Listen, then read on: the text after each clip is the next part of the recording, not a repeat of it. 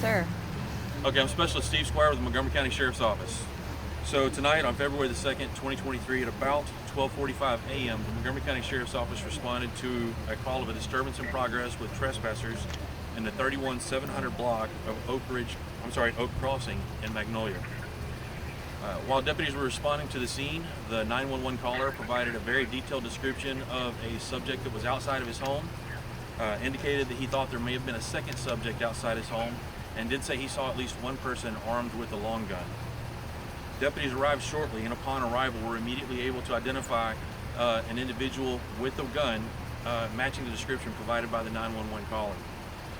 Deputies tried to get the subject to put the gun down, gave multiple commands for him to lay the gun down, at which time that subject refused to comply. That subject then pointed the gun in the direction of the deputies, and then, in fear for their lives, the deputies discharged their duty weapons multiple times, striking the subject multiple times. When the subject was no longer a threat, deputies were able to immediately provide life-saving measures and continued to do so until EMS arrived, and then transported the subject to a local emergency room where he is expected to survive. During the preliminary investigation, it was learned that the 911 caller gave the description of the clothes he was wearing and the location where he was at while telling the 911 dispatchers where the suspect was. We've also learned that he's been exhibiting symptoms of a mental health crisis recently, and we fear that may have contributed to the situation. So the Sheriff's Office is thankful that the shooting did not result in the loss of life, and we ask for your thoughts and prayers for the families and the deputies involved in this situation. This incident is being investigated in tandem by the Montgomery County Sheriff's Office, the Texas Rangers, and the Montgomery County District Attorney's Office. At this time, I'll answer any questions you have. So it is believed that the man who called 911 was also the man outside shot. That is what we believe at this time, yes ma'am. And that he was just not in a great mental state. That is what it appears, yes ma'am. Okay. How many times What's going on? between the deputy out there and the guy with the gun? I mean, multiple over and over calling, drop the gun. What was the exchange? And so I've not been able to view the videos personally, so I don't have the exact information. I do know that the deputies gave multiple commands for that individual to drop their weapon, and it wasn't until the individual pointed the weapon in the direction of the deputies that they discharged their firearms in fear for their safety. How many deputies involved? Body cam video? You say you haven't seen the video? I haven't seen whether or not there's any body cam or dash cam video that shows anything. I've not been exposed to that yet. Does it exist? I'm so sorry. No, go ahead. I just want to make sure. Does it exist? Yes, ma'am. It Yeah, does exist. So when you referenced that initial call about trespassing, when he referenced that, seeing someone, that was never happening in your... The investigation has not revealed any true trespasser here other than the individual that called, giving his own description. And there was no second suspect found outside Correct. then? Correct.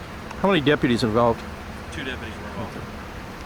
And what's their experience? How many years? I don't have that information yet. The man who was shot, does he live here? He does. He lives at the address that he called us to. Okay. He does live with his family, and his family was home at the time, but was unaware that he was on the phone with 911, and that any of this was transpiring in the early hours of the night. Oh, wow. When you say family members, like a wife, children, can you tell us? I know family members. I don't know the dynamics. How many? We'll have to put that out in a subsequent release.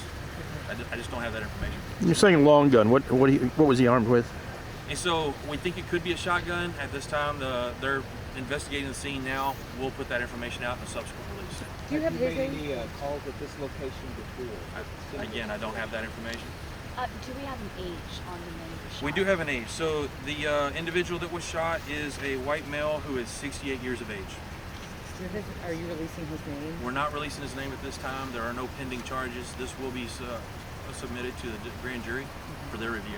And he was shot once, did you say, or multiple? He was struck multiple times. How many times? Multiple is all I can tell you. In the stomach, abdomen, what was? In the main torso area. And did 2 deputies fire or just one? Both deputies fired their weapons. I know you said he was having some kind of mental crisis.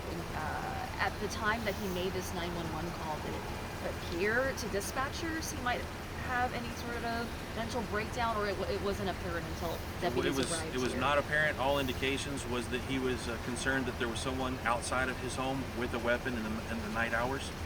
And so deputies responded with that belief that they were responding to a potential burglary in progress or some other type of crime.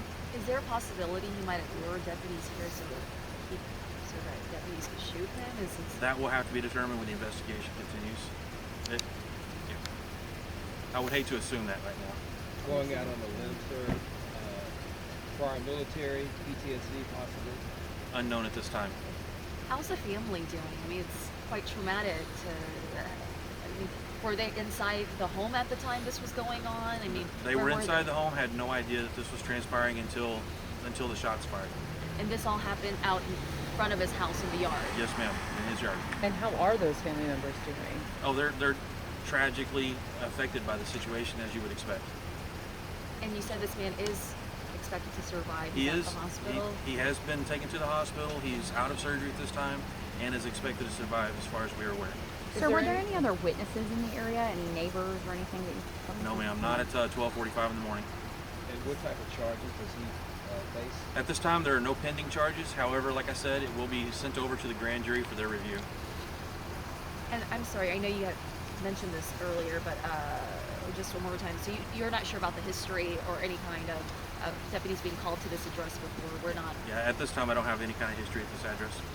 Is there any focus after he gets out of surgery about helping his mental state? Like, do you guys stay involved? I mean, Well, they'll certainly be part of the investigation as they're trying to figure out what exactly transpired. And so trying to determine what his mental status is and capabilities are will certainly be part of that investigation. Do we know when deputies arrived here, was he sort of in a hysterical state, or was he calm, or did he just bring his gun out? Like, do we have any other details about kind of I'm how it sorry, I don't. transpired? As you can imagine, those deputies have been sequestered to be interviewed themselves. And so I don't have access to those deputies. I'm really just a preliminary investigation, and I don't know exactly what his mental state was when they arrived. They did arrive. He was waving the gun around frantically. They did give commands for him to drop the weapon, and then at that point he pointed the weapon in their direction, causing them to discharge their firearms. So, I mean, you can surmise that his behavior was erratic. And sir, the description that he gave deputies initially was the clothing and the gun. That's what. That's what he was matched it? wearing at the Okay. time. Yeah, he gave his own description to the 911 dispatchers. Okay.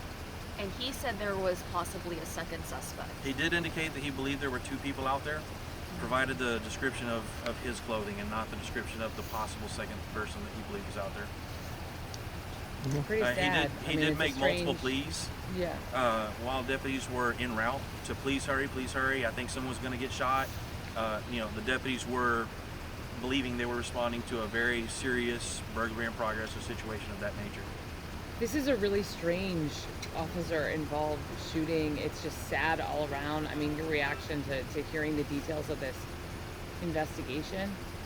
No, I couldn't agree more. It's a very strange situation, and not only is that subject now tragically injured, his family is going through the tragic situation, and then we also understand our deputies are now going to go through the mental status of having discharged a weapon and caused injury of this nature because of the way this person behaved. And so it's a tragic event that's affecting many, many people.